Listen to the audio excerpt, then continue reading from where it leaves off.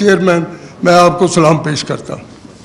جناب آپ تحریک انصاف کے تو چیئرمین ہیں، لیکن عوام کے دلوں پہ آپ کی حکمرانی ہے اور آپ عوام کے وزیر اعظم ہیں۔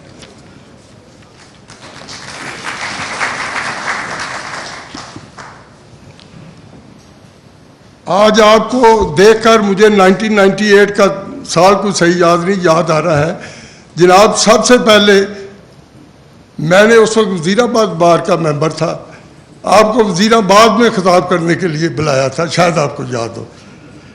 ایک پسماندہ تحصیل تھی اس وقت، آپ نے ابھی شروع تھی تحریک، ابھی شروع ہو رہی تھی، تو اس وقت بھی آپ نے انصاف اور رول آف لا پہ بات کی تھی، اور بھی کئی سوال و جواب ہوئے تھے، ان کا سب کا ذکر کروں گا تو بہت کام لمبا ہو جائے گا۔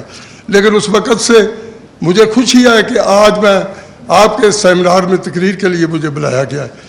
اس وقت میں آپ کو بلانے والوں میں سے تھا۔ اس وقت بھی آپ نے رول آف لا اور انصاف کے نظام پر بات کی تھی۔ آپ کی مسلسل جد و جہد کے ثمرات آج سب کو نظر آ رہے ہیں۔ آج آپ میں حکمران لوگوں کے دلوں، آپ کی حکمرانی لوگوں کے دلوں پہ ہے۔ جناب خان صاحب، 2000 سال قبل مسیح بابل کے بادشاہ ہمورانی نے اپنے دربار کا نظام چلانے کے لیے ایک ضابطہ ترتیب دیا تھا، جسے پہلا قانون قرار دیا گیا، اور ہمورانی کو first law giver of the world کا لقب دیا گیا۔ جناب خان صاحب، آپ کا سلوگن ایاک نعبد و ایاک نستعین اور لا الہ الا اللہ، یہ اتنا عظیم فلسفہ ہے جو لوگوں کے دلوں میں اتر چکا ہے۔ اور حقیقت ہے کہ میں جب پرائمری اسکول میں پڑھتا تھا تو اس وقت خطیب نے کہا تھا کہ کبھی آپ نے اذان پہ غور کیا ہے؟ مجھے کوئی سمجھ نہیں آتی تھی کہ یہ مولوی صاحب کیا فرما رہے ہیں۔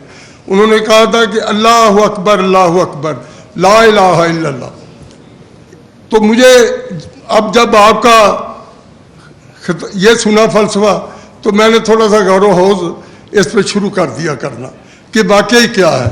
میں نے کچھ تھوڑا بہت اقبال کو بھی پڑھا، اور حقیقت یہ ہے کہ اگر اس پہ ایمان اور یقین آپ کا ہو جائے تو بہت سے بتوں سے آپ کو نجات مل جاتی ہے جو دنیاوی بت بنے ہوئے ہیں۔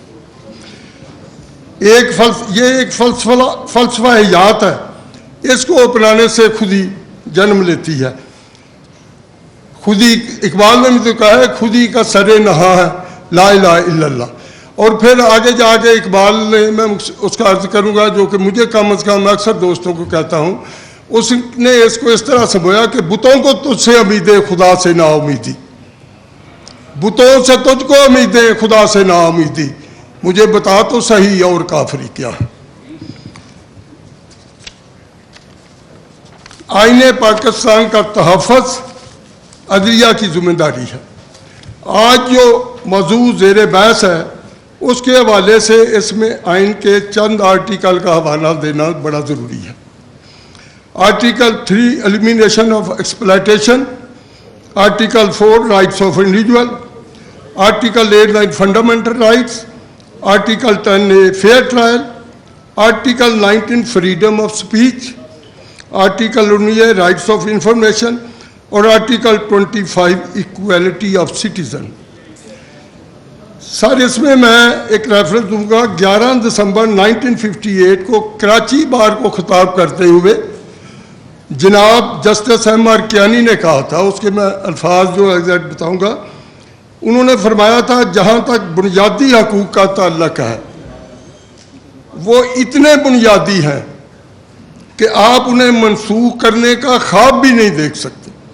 اس وقت ماشاءاللہ لگ چکا تھا جب انہوں نے یہ فرمایا تھا۔ تقریر کی آزادی، ملزم کا حق دفاع، قانون کی نظر میں برابری، یہ معاملات وہ نہیں جن کو بنیادی حقوق قرار دینے کے لیے کسی اعلان کی ضرورت ہے۔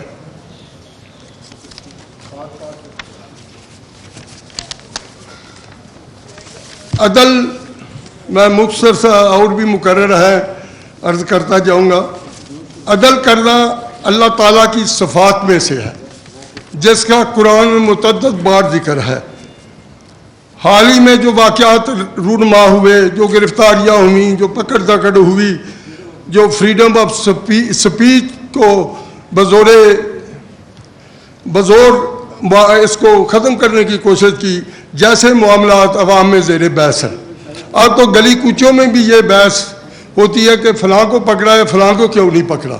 اور مجھے یاد ہے کہ بے شمار لوگوں نے بڑے واضح انداز میں اداروں پہ تنقید کی تھی, اور کچھ نے تو نام لے کر تنقید کی, اور توہین آمیز جو الزامات تھے وہ لگائے گئے, لیکن مگر کچھ نہ ہوا, ان کے خلاف کچھ نہ ہوا. عوام اسے ڈسکریمنیشن کہتے ہیں. جب عدل کرنا اللہ تعالیٰ کی صفات میں سے ایک ہے تو میں یہ عرض کروں کہ فطرت نے کبھی ایسا نہیں کیا کہ کسی کو شاد کام کرے اور کسی کو محروم کر دے.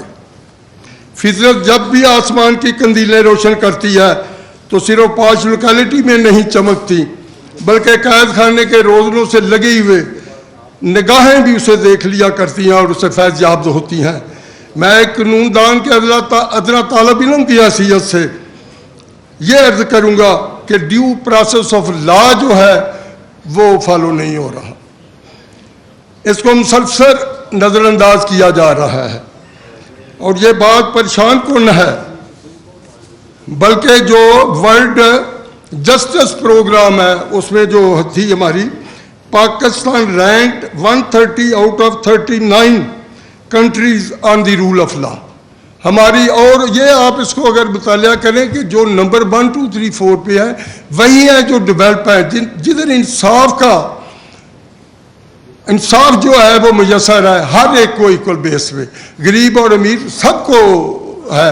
ادھر ٹونی بلیئر کو بھی ہو جاتا ہے, ادھر جس کو بھی کوئی کرتا ہے جرم اس کو اس کی سزا مل جاتی ہے, خواہ وہ وزیر اعظم ہو اور خواہ وہ کوئی ایک آرڈنری بندہ ہو. اسی لیے وہ ڈیولپ ہے, اسی لیے انہوں نے ترقی کی ہے. اور میں یہ سمجھتا ہوں کہ جب تک رول آف لا نہیں ہوگا نہ معیشت آپ کی ٹھیک ہو سکتی ہے, نہ ہی ہمارے معاشی حالات ٹھیک ہو سکتے ہیں. ڈیو پروسیس آف لا کو فالو ہونا چاہیے. انصاف کا نظام انوسینٹ ٹل پروون گلٹی کے اصول پر قائم ہے. انوسینٹ ٹل پروون گلٹی کے اصول پر قائم ہے.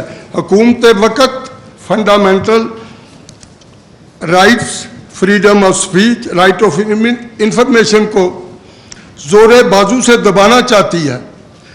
تاریخ گواہ ہے کہ جس نے بھی ایسی کوشش کی وہ ناکام ہوا. دبے گی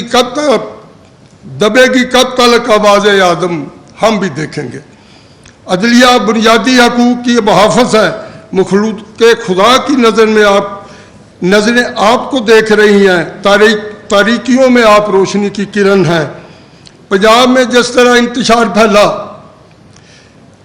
عدلیہ کا فیصلہ ہی تھا جس نے پنجاب کو انتشار سے بچایا.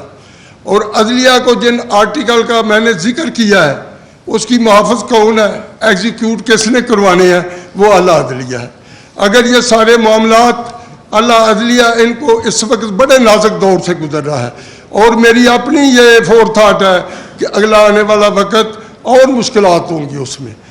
تو اگر یہ ملک کو آگے بھی ہم ایکسپیرینس کر چکے ہیں, اگر ملک کو ڈیولپ کرنا ہے, ملک کو ترقی دینی ہے, ملک کو بچانا ہے آپ نے, تو رول آف لا کو کرنا ہوگا اور اعلیٰ عدلیہ کو سامنے آنا ہوگا, ورنہ بڑے خوفناک حالات جو ہیں وہ پیدا ہو سکتے ہیں. آزاد عدلیہ ہی جمہوریت کو دوام دے سکتی ہے. جن آرٹیکل کا میں نے ذکر کیا ہے ان کی محافظ ایک عدلیہ ہی ہو سکتی ہے. مجھے خوف ہے کہ اگر آزاد فیصلے نہ ہوئے اور عدلیہ نے کوئی ایکشن نہ لیا تو عوام الناس یہ کہنے پہ کہیں مجبور نہ ہو جائیں کہ اس کی عدالت میں نہ لے جاؤ مجھ کو, اس کی عدالت میں نہ لے جاؤ مجھ کو, وہ تو ناکردہ گناہوں کی سزا دیتا ہے. آخر میں آپ سے اجازت چاہوں گا, آپ کا دعا گو ہوں तुम्हारा कमाल तरक्की करे। मैं एक दुआ के साथ आपसे इजाज़त लूँगा। खान साहब, तुम्हारा कमाल तरक्की करे, क़यामत तक तुम्हारा जमाल बढ़े उम्र जामदाद की तरह।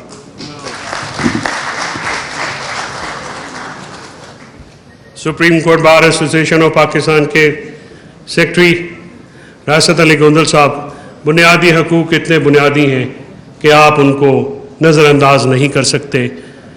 ये बात आज भी उसी ज़ोर शोर से हमें करनी होगी जब कस्टोडियल टॉर्चर के सबूत देने के बावजूद जजेस कैदियों को, मुल्ज़मान को फिर उसी कस्टडी में दे देते हैं, तो फिर निज़ाम इंसाफ पे इन सवाल ज़रूर उठेंगे। यहाँ पे वकला की एक बहुत बड़ी तादाद मौजूद है।